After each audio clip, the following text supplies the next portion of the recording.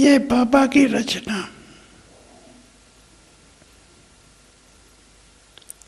हम तो साखी होके देखते हैं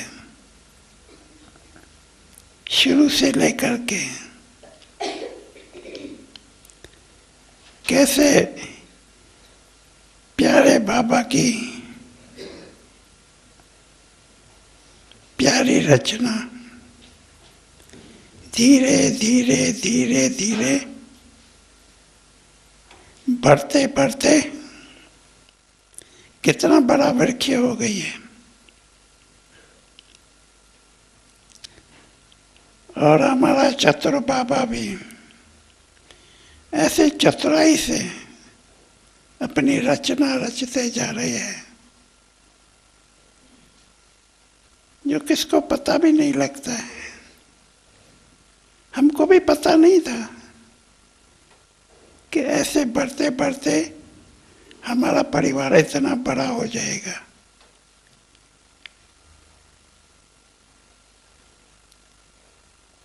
आपको पता है कोई भी स्टूडेंट पहले पढ़ाई शुरू करता है तो उनकी भी 3 स्टेजेस आती है। एक आती है जब छोटा बच्चा किंडरगार्टन में जाता है, ABCD सीखता है। फिर थोड़ा बड़ा होता है तो हायर सेकेंडरी में जाता है। फिर और बड़ा होता है तो कॉलेज में जाता है। और कॉलेज भी फिर भिन्न भिन्न होते हैं। कोई लॉ कॉलेज होता है तो कोई मेडिकल कॉलेज होता है, कोई किस प्रकार का कोई इस प्रकार, जिसको जो लेनी हो ऑक्यूपेशन उसी कॉलेज में जाता है। ये एक कायदा है पढ़ाई का। ऐसे प्यारे बाबा ने भी अपने बच्चों की रचना रची तो उनमें भी 3 स्टेजेस आए। कौन सी?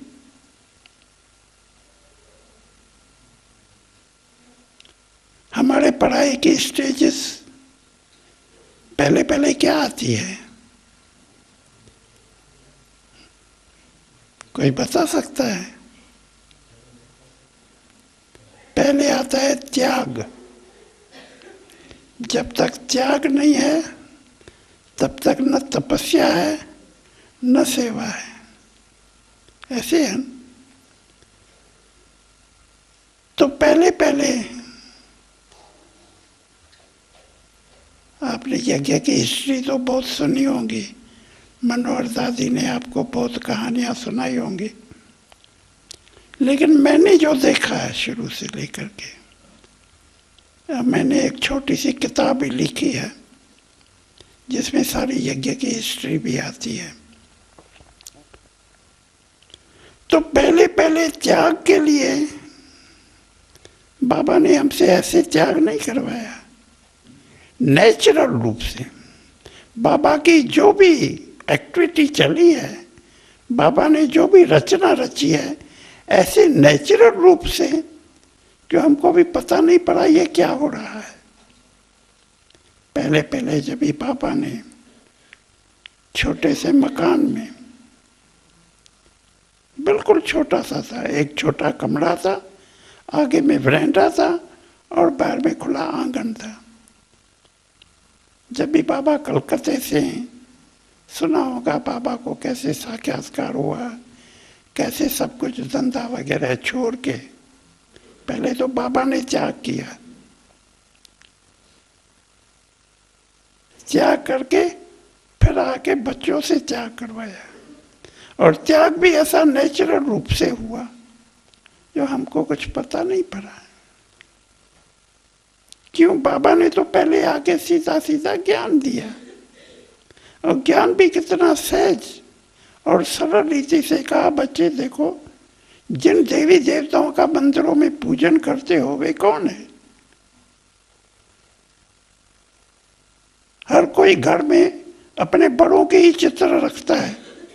बाप होता है, दादा होता है, परदादा होता है, उनके चित्र रखते हैं। वैसे ये भी तुम्हारे बड़े पूर्वज है जिनकी तुम संतान हो। अब बताइए, आप मंदिरों में जाते हो तो बीड़ी सिगरेट लेके जाते हो क्या? शराब लेके जाते हो क्या? उनको भोग लगाते हो क्या? जब भी उनको इतना पवित्र रखते हो, पावन समझते हो, तो आप लोग कैसे ये सेवन कर सकते हो? आप सच मानिए। अब ये बातें तो हम सत्संगों में और भी जाते थे, साधु महात्माओं के सत्संग में, तो ये तो सुनते थे, भाई ये अशुद्ध खाना नहीं खाना चाहिए, ये नहीं करना चाहिए, चोरी नहीं करनी चाहिए, पाप नहीं करना चाहिए, झूठ नहीं बोलना चाहिए। वो तो सुन के आते थे, चलता कौन है? कोई चलता नहीं है, बस सुन के वहां का हाँ जी करके घर में आए, घर में वही खा वही फिर। लेकिन बाबा में जो शिव बाबा की शक्ति थी वो ऐसी थी कि बाबा जो बोलता था हम बच्चों के दिल पे जैसे ठप्पा लग जाता था, और हम दृढ़ निश्चय करते थे बस हमको ऐसा करना ही है।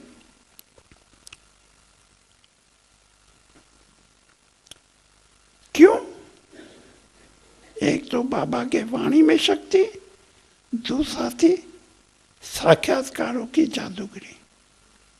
बस जब भी बाबा थोड़ा सा समझा के फिर ओम की धुनी लगाते थे, वो धुनी क्या थी? बस सुनते सुनते कई भाई बहने उड़ जाते थे। कोई स्वर्ग देखते थे, कोई लक्ष्मी नारायण का साक्षात्कार करते थे, कोई बाबा को कृष्ण के रूप में देख के रास करने लगते थे। अब ये जो अचानक, छोटा सा शहर था हमारा हैदराबाद का, उसमें ये जो अचानक जादूगरी का पार्ट चला, सब हैरान रह गए कि ये क्या है। कोई बात समझ में नहीं आती है तो क्या कहते हैं? कहते हैं भाई ये कुछ जादूगरी होंगी। तो कईयों ने बोल दिया भाई ये कलकत्ते से ज्यादा कोई हिप्नोटिज्म मैग्नेट ऐसी जादूगरी सीख के है जो सब ध्यान में चली जाती है। उनको जादूगरी से हिप्नोटिज्म करके और माताओं कन्याओं को ध्यान में भेज देते हैं। लेकिन जिनको साक्षात्कार होते थे उनको तो अनुभव होता था, वो तो सचमुच समझते थे हम जैसे स्वर्ग में पहुंच गए। और इसी जादूगरी के शक्ति पर जब भी हमने पवित्र जीवन धारण शुरू किया, मेरे को याद है मैं तो छोटा बच्चा था, उसी टाइम हायर सेकेंडरी स्कूल में पढ़ता था, लेकिन बाबा का सत्संग भी मेरे घर के बाजू में ही था, तो चले गए।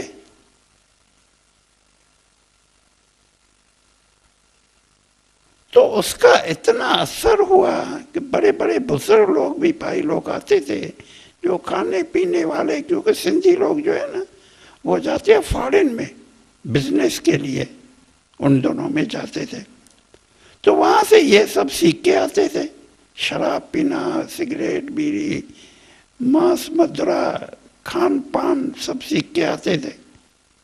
लेकिन जो बाबा के यज्ञ सत्संग में आया उनका फौरन सब छूट जाता था। उनके होश पड़ोस वाले दोस्त वगैरह सब देखते थे ये क्या हो गया भाई साहब, आपको क्या हो गया? कहा बस इतनी थी बाबा की जादूगरी हमारे से त्याग कराने के लिए। और फिर खास तो थी झगड़ा प्यूरिटी के ऊपर, क्योंकि बाबा का ये पक्का वायदा लेना था कि तुमको पवित्र जीवन रखनी है तभी योगी बन सकते हैं, इसीलिए ब्रह्मचर्य का पालन जरूर करना है। अब माताएं शादी हुई,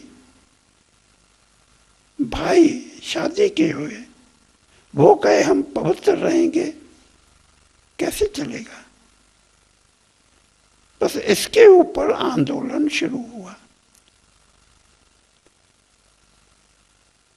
और आंदोलन भी ऐसा शुरू हुआ कि एकदम एंटी मंडली कमेटी बन गई। उन्होंने कहा ये कैसे हो सकता है। खैर कहानियां तो बहुत बड़ी है, मैं तो शॉर्ट में बताऊंगा कि इसी आंदोलन के कारण से एंटी मंडल ने बहुत कुछ किया।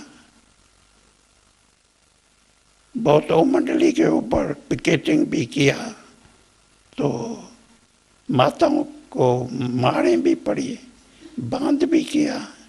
लेकिन उन्होंने कहा आपको चाहिए, आप पवित्र नहीं रह सकते हो तो भले आप दूसरी शादी करो, हम छुट्टी देते हैं, लेकिन हमको पवित्र रहने दो। खास करके दादी है हमारी, उनकी दो बहनें थी बड़ी, उनके पतियों ने बड़ा आंदोलन किया, उनको घरों से निकाल दिया। उसके ऊपर बहुत सारी टसल चली, युद्ध चली और आखिर कई बांध भी हुए, कईयों को ताले भी लगे, मैं भी बांध हुआ। मेरे को भी संबंधियों ने बांध किया कि भाई तुम मत जाओ वहां पे। तो मैं तो शॉर्ट में बताऊंगा, ये तो हिस्ट्री तो मैंने किताब में भी शॉर्ट में लिखी हुई है, तो अभी आपको कभी मिले तो पढ़ भी सकते हैं। तो कैसे बाबा ने हम बच्चों को ऐसे आंदोलनों के द्वारा, हमारे से क्या हुआ, उसकी रिजल्ट क्या हुई। जो माताएं कन्याएं पति को परमेश्वर समझ के घरों में फंसी रहती है, उन सब से त्याग हो गया और त्याग हो के फिर बनी भट्ठी, तपस्या। और जब इस तपस्या का पाठ चला तो तपस्या में हम ऐसे बैठे जैसे सारी दुनिया से हमारी कोई कनेक्शन नहीं, एकदम हमारी अपनी दुनिया। बाहर कोई न आना न जाना, न कोई से मिलना। मित्र संबंधी आते भी थे मिलने के लिए, तो हम मिलते नहीं थे, तो हम तो तपस्वी मूर्त है। तो ये सेकंड पार्ट चला तपस्या का। पहला पार्ट जो त्याग का चला, उसके निमित्त बना ये आंदोलन। उससे हमारे सब संबंध जो थे, सब नष्टो मोहा जिसको कहें, सब संबंध टूट गए। हम एकदम तपस्वी बन के तपस्या में बैठे। आंदोलन हुआ हैदराबाद में, तपस्या शुरू हुई कराची में। वो शहर ही छोड़ दिया।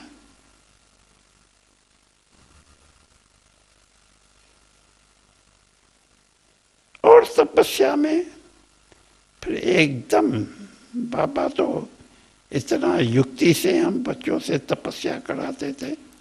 बाबा कहते थे अभी तो विनाश होने वाला है, अभी तुमको कर्मातीत बनना है, तभी वापस चलेंगे, नहीं तो धर्मराजपुरी में सजाएं खानी पड़ेगी। और साथ साथ ये ज्ञान का पाठ भी खुलता गया, खुलता गया। कैसे शिव बाबा आते हैं। पहले तो हम समझते थे यही श्री कृष्ण का अवतार है, हमारे आगे तो बाबा ही था। लेकिन शिव बाबा स्वयं आके इस तन द्वारा पढ़ाते हैं, वो राज धीरे धीरे धीरे धीरे खुलते गए।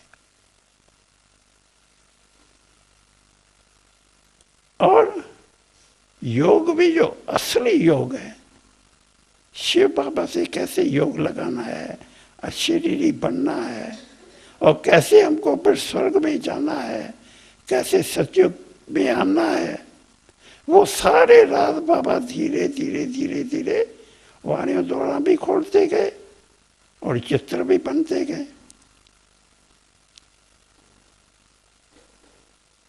ऐसे ही हमारी पढ़ाई आगे चलती गई। अब 10 बरस उसी त्याग और तपस्या में हमको बाबा ने पक्का किया। तभी नहीं बोला कि तुमको ऐसे निकलना है सेवा में, सेवा का नाम नहीं था। पहले बच्चों को लायक बनाना है, बच्चों को पावन बनाना है, बच्चों को शक्तिशाली बनाना है। वो बाबा के पास प्लान था, हमको पता नहीं था। हमको तो था बस हमको कर्मातीत बनना है। हमको तो चिंता लग गई, रात रात जाग के तपस्या करते थे। हमको तो तपस्या से अपने विकर्मों का, अनेक जन्मों के पाप कर्म भस्म करने हैं। क्यों बाबा कहते थे 6 महीने में विनाश होगा। अगर कर्मातीत नहीं बनेंगे तो सजाएं खानी पड़ेगी, या वो शक्ति नहीं होगी। जब ये विनाश होगा, आपस में हिंदू मुसलमान लड़ेंगे तो तुमको भी आगे पकड़ेंगे। अगर तपस्या की हुई होगी, योग बल होगा, तो तुमसे तो उनको साक्षात्कार होगा, कोई तुम्हारे को हाथ भी नहीं लगाएगा और वक्त पर कुछ भी नहीं मिलेगा। योग तपस्या होगी तो बाबा के पास जाएंगे, बाबा वहां शूपी रस पिलाएगा, तुमको भूख लगेगी नहीं। तुमको तो चिंता लग जाती थी कि हमको तो तपस्या से एकदम अशरीरी बनना है, पावन बनना है। ऐसे राते राते जाग करके संदेश पुत्रियां जाती थी, वो प्रोग्राम ले आती थी। ऐसे तपस्या कर करके बाबा ने पहले हमको पक्का किया, और फिर जब पाकिस्तान बना तभी भी हम शांत से उस तपस्या में बैठे थे। 3 बरस 47 में पाकिस्तान हुआ, हम 1950 तक वहीं थे। अपनी योग तपस्या में इतना तत्पर थे। दुनिया में क्या हो रहा है, मारामारी हो रही है, खून की नदियां बह रही है, हिंदू मुसलमान लड़ रहे हैं, हमको कुछ पता नहीं। हाँ, हम लोग जो थोड़े भाई थे जो बाजार में जाते थे खरीदारी वगैरह के लिए, जाना तो पड़ता है, तो थोड़ा बहुत देखते थे, नहीं तो कुछ पता नहीं। जब ये पाकिस्तान हुआ, हमारे सिंधी भाई संबंधी वगैरह सब भाग के इंडिया में आ गए, तो उनको तो यहाँ चिंता होने लगी कि हमारी माताएं बहनें ये सब सारा ओम मंडली का, तभी तो नाम भी हमारा बदल गया था, ब्रह्मा कुमारी ईश्वरी विश्वविद्यालय पड़ गया था। तो वो चिट्ठियां लिखने लगे, पत्र लिखने लगे, कैसे भी आप आओ यहाँ पे, मुसलमानों के देश में कैसे रहेंगे। तभी फिर खास करके दीदी जी का चाचा था, अंकल था, बहुत धनवान था, उसने कहा मैं सब खर्चा देता हूं, तुम लोग आ जाओ।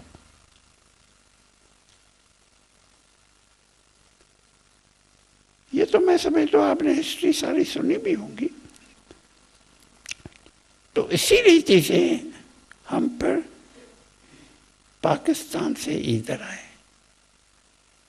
इधर आए तभी ये तपस्या का पाठ पूरा होके क्या शुरू हुआ, सेवा। बाबा ने कहा बच्चे अभी जाओ सेवा करो, तुमको बाप ने जो इतना लायक बनाया है किस लिए। आप जो स्वर्ग में जाएंगे राजा ही करेंगे, किस पर राज्य करेंगे, प्रजा कहां बनाई है।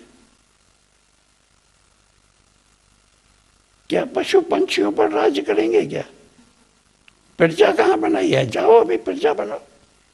हमने कहा बाबा आपने तो कहा कि ये 6 महीने में 12 महीने में विनाश होगा, अभी आप कहते हैं कहा तुम बड़े बुद्धू हो, ये तो बाबा को तुम बच्चों को लायक बनाना था, पहले शक्तिशाली बनाना था। अभी इतनी पालना ली है तो रिटर्न सेवा नहीं करेंगे। अब आप सोचिए, इतने बरस 14-15 बरस ऐसे बाप दादा की गोदी में पले, एकदम दुनिया से दूर। हाँ, मेरी ड्यूटी, मेरी तो कहानी ऐसी है, मैं जब शॉर्ट में मैं अपनी कहानी भी बता देता हूँ, नहीं तो ऐसे तो मेरे किताब में लिखी हुई है डिटेल में। उसी टाइम तो जब भी बांध हुआ तो मैं भाग करके जाता था ओम निवास में बाबा की वाणी वगैरह सुनने के लिए। तो जब लौटता था घर में तो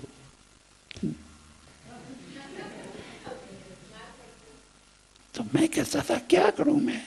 तो एक बार मेरे सपने में बाबा आया। बाबा ने कहा बच्चे तेरे को मारते हैं। मैंने कहा हाँ बाबा मेरे को रोज मारते हैं। कहा अच्छा बच्चे मैं एक युक्ति बताता हूँ, वो करो फिर तेरे को हाथ भी नहीं लगाएंगे। तो बाबा ने युक्ति बताई।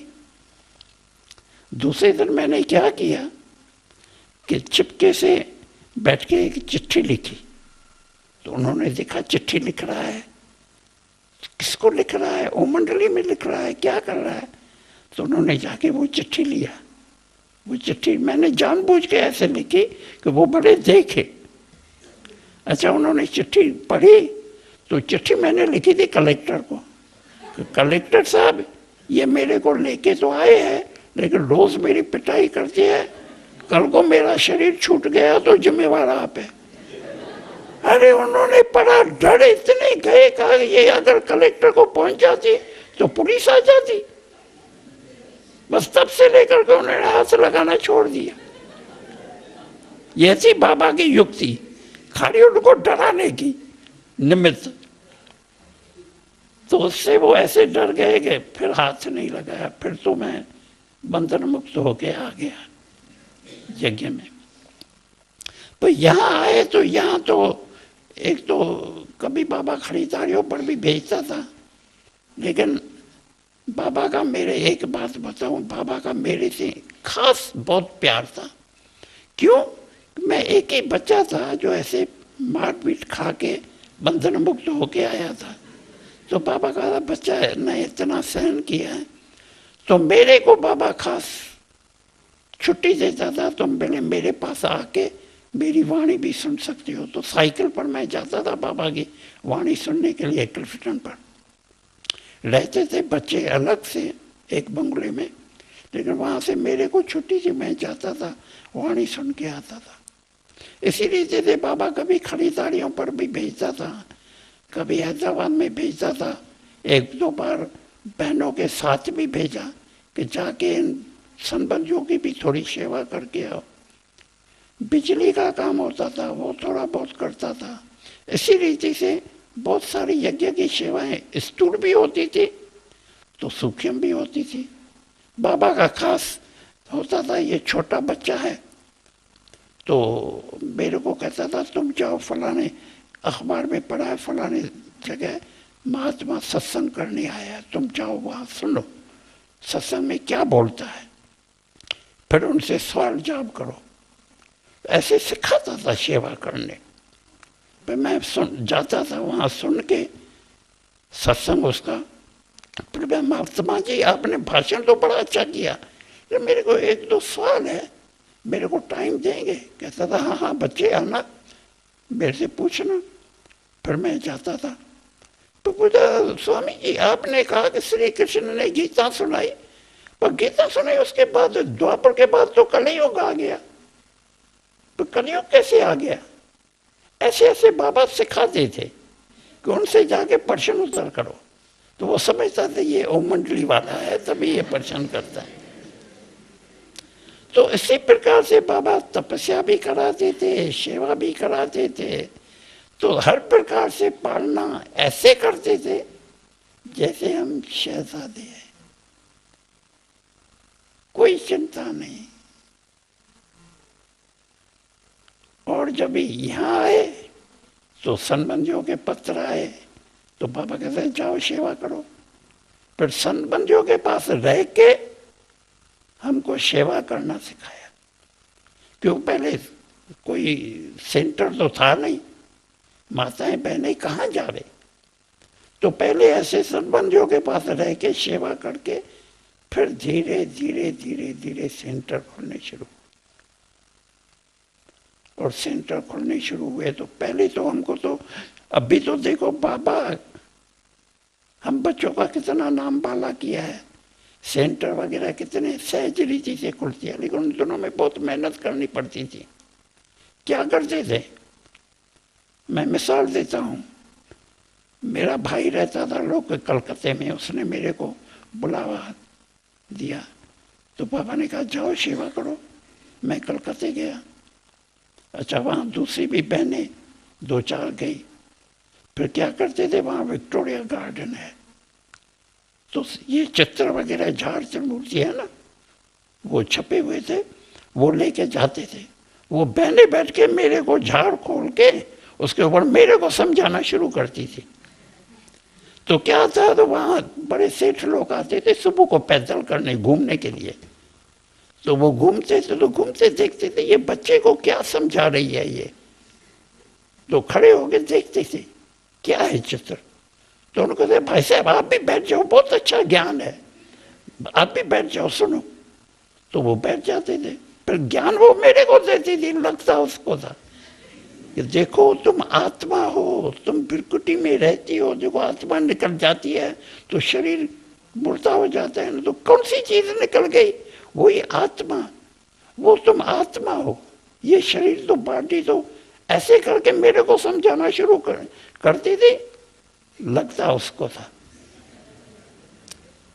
फिर थोड़ा 15-20 मिनट ऐसे समझा के फिर कहते भाई साहब आपको तो जाना होगा अपनी दुकान वगैरह पर, तो आपको टाइम हो तो मैं आपके पास भी आके आपको समझा सकती है। ऐसे करके उनसे टाइम लेके फिर उनके पास जाते थे। ऐसे करके धीरे धीरे धीरे धीरे सेंटर खुलने शुरू हुए। इसी रीति से बाबा कहते थे मंदिरों में जाओ, मंदिरों में बहुत पुजारी आते हैं, तो उनसे बैठ के पूछो कि ये देवताओं की पूजा करती है, ये तो बहुत पवित्र पावन है, ये कौन है, आपके क्या लगती है। इसी रीति से सेवा करना शुरू किया।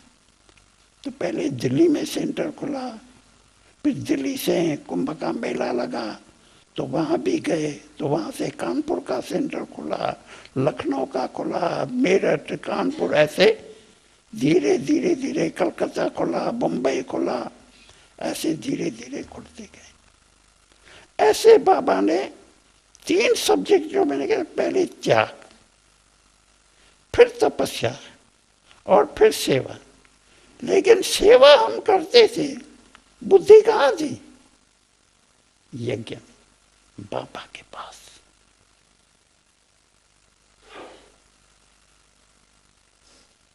वहां रहते सेवा करते भी ऐसी त्याग मूर्त होती थे, क्यों उसी टाइम यहाँ यज्ञ में तो बेघड़ी पाठ चलता था। तो जो भी होता था बुद्धि बाबा के पास। और यहाँ बाबा की अवस्था बताऊं, मेरा एक सौभाग्य है कि शुरू से लेकर के मैंने कहा बाबा का मेरे से बहुत प्यार था, बहुत प्यार था। तो मेरे को बाबा अपने अंग संगी रहते थे बहुत समय, खास करके पिछाड़ी का समय है तो सातवां का परम सौभाग्य है। इन हाथों का भी परम सौभाग्य है जो ऐसे प्यारा बाबा के रथ की मालिश भी करता था। तो बाबा के साथ अंग संग जाके सेंटर्स पर टेप भी बढ़ता था। ये भी सब ड्यूटीज ऐसी मिली मेरे को जो बाबा के अंग संग रहे। और अंग संग रह के इन आंखों ने जो देखा कैसे बाबा त्याग मूर्त, तपस्वी मूर्त, प्रैक्टिकल में कैसे पुरुषार्थ करके कर्मातीत बने। अगर हमको भी कर्मातीत बनना है तो क्या करना है? Follow father. बाप के पगचन पर जितना चलेंगे तभी हम भी कर्मातीत बन सकते हैं। उसीलिए बाबा हमारे लिए क्या है? एग्जाम्पल है। और वो हमने आंखों से देखा कैसे बाबा त्याग तपस्या करते करते अशरीरी होते जाते थे। और जब हिमालय पर बैठते थे तो चिटचैट भी होती थी। बाबा सखा रूप में हंसाते भी थे। वो भी मैंने बहुत सारी बातें इस किताब में भी लिखी, आप पढ़ेंगे तो बड़ा हंसेंगे भी, लेकिन प्यार के आंसू भी आएंगे। जी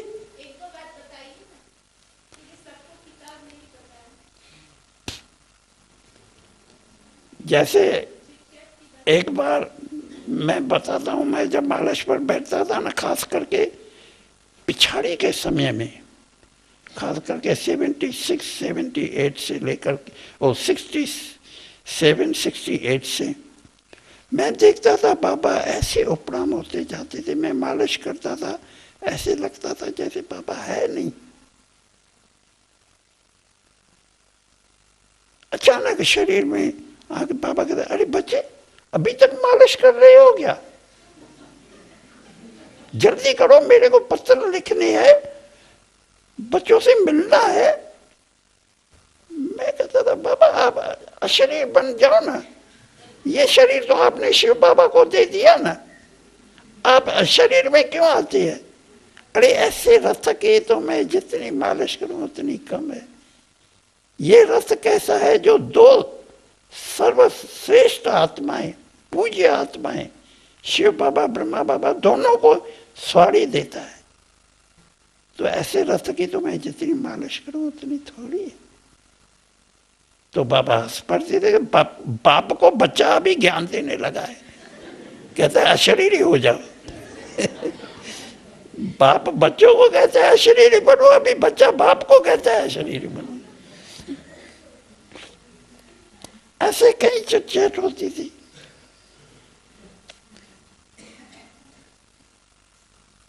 और फिर बाबा अंगुली पकड़ के मकान का काम भी सिखाते थे।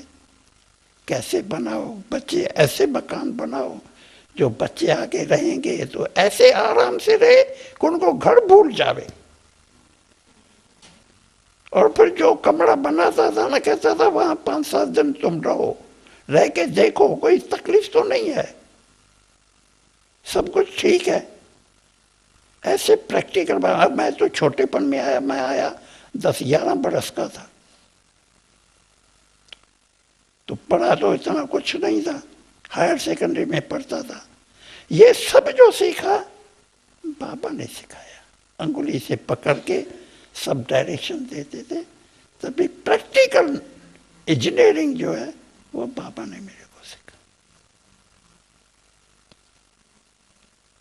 इसी रीति से बाबा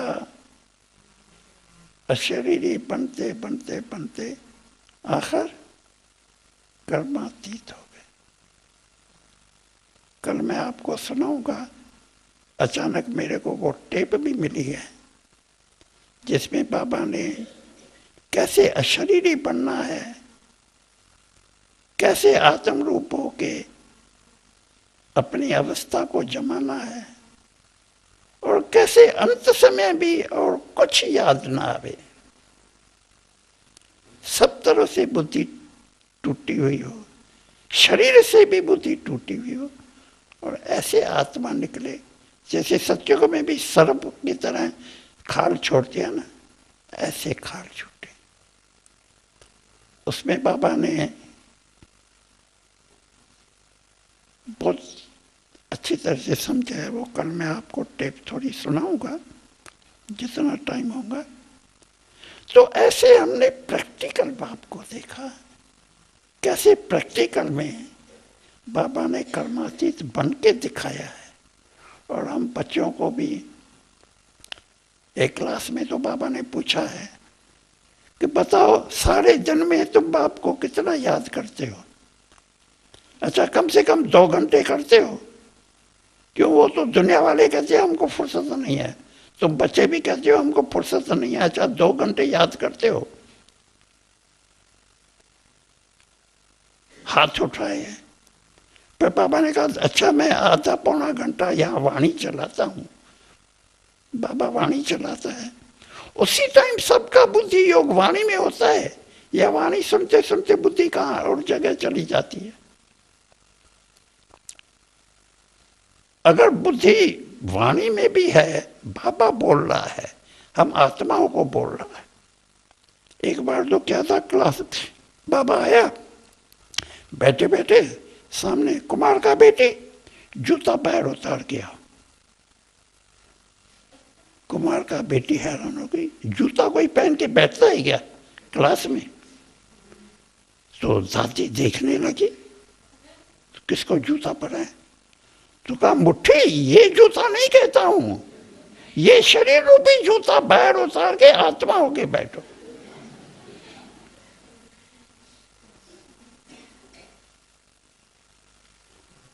तो सभी को हंसी आ गई कि बाबा कितना युक्ति से समझाती है।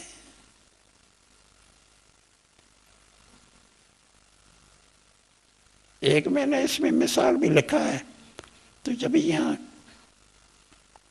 टाइम तो नहीं हुआ है, तो एक बार जब हम यहाँ आए पांडव भवन में, तो बाबा को उन टाइम में दूध आता था वहाँ से, गांव से, जो अभी भी आता है। तो बाबा को ताज़े दूध की दरकार रहती थी। तो विश्व किशोर दादा ने कहा मैं एक गाय लेके आता हूँ, गौ रखती है, तो बाबा को सुबह को ताज़ा दूध मिले। तो गया सुरई से एक गौ लेके आया। तो गौ तो छोटेपन से वहीं पली थी, तो वो आवे ही नहीं। तो ग्वाले को कहा तुम इसको लेके चलो साथ में। तो ग्वाला उसको लेके आया, ट्रक में बिठा के यहाँ लेके आया। अच्छा यहाँ लाके बांध के उनको घास वगैरह डाल के वो शाम को चला गया। बस गौ उसके बिगड़ जो है वो एकदम हैरान हो गए। आखिर रात को रस्सी तोड़ के वो भाग निकली वहां से। हम सुबह को जाए गाय दूध निकालने, तो गाय है नहीं। हमने बहुत ही इधर उधर ढूंढा, उन दोनों में तो आजू बाजू सब जंगल था। ये ओम शांति भवन वगैरह है ना, सब पहाड़ी जंगल था, कोई मकान वगैरह नहीं था। वहाँ जानवर वगैरह भी आते थे, तो हमने कहा कोई शेर चीता उसको खा गया, क्या हुआ, बहुत ढूंढा नहीं मिला। 3 दिन के बाद उसी गाय को वो मालिक सुरई से ले आया। कहा ये यहाँ से भाग के मेरे पास पहुंच गई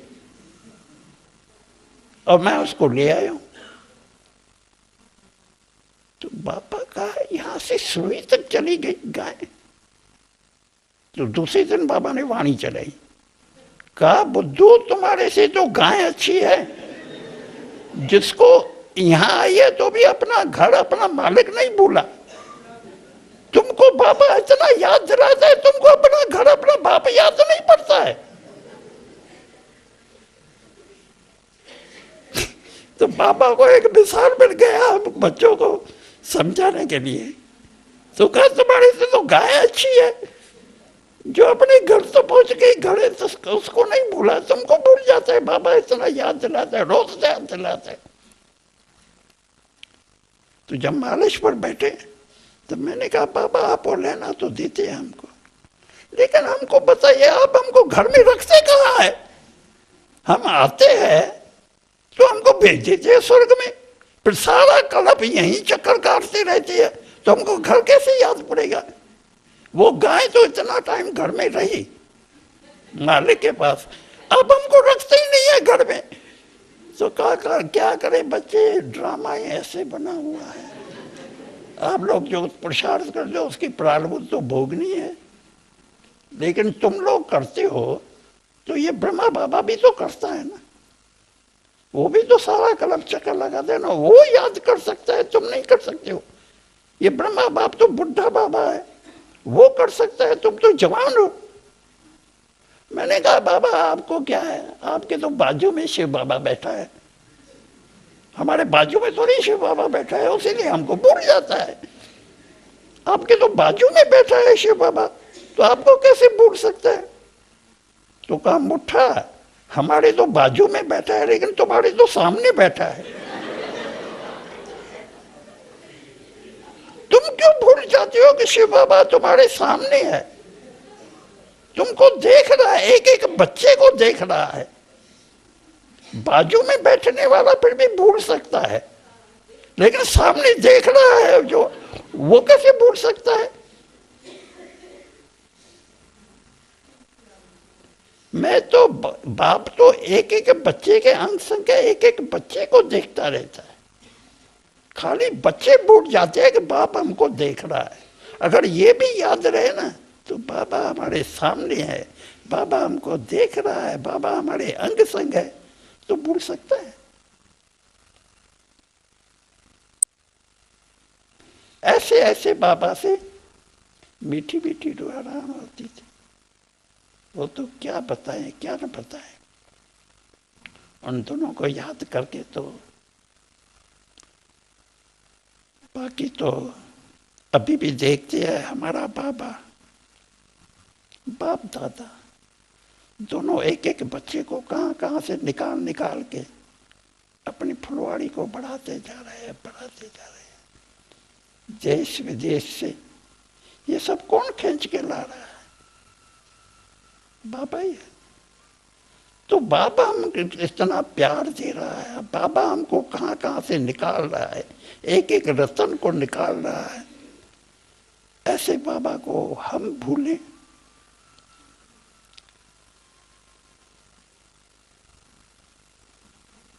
यही हम याद रखें बाबा की।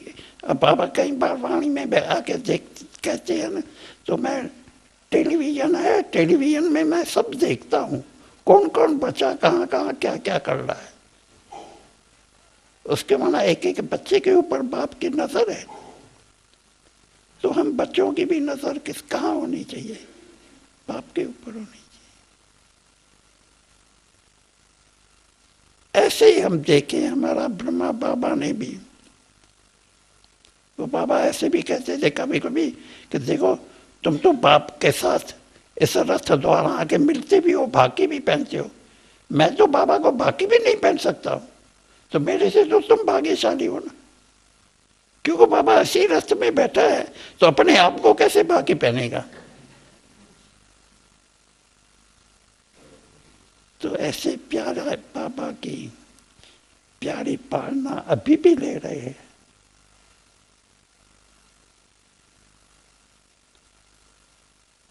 और ऐसी पालना लेते लेते भी हमको भी फॉलो करते जाएं, तो फॉलो फादर होंगे। अच्छा, ओम शांति।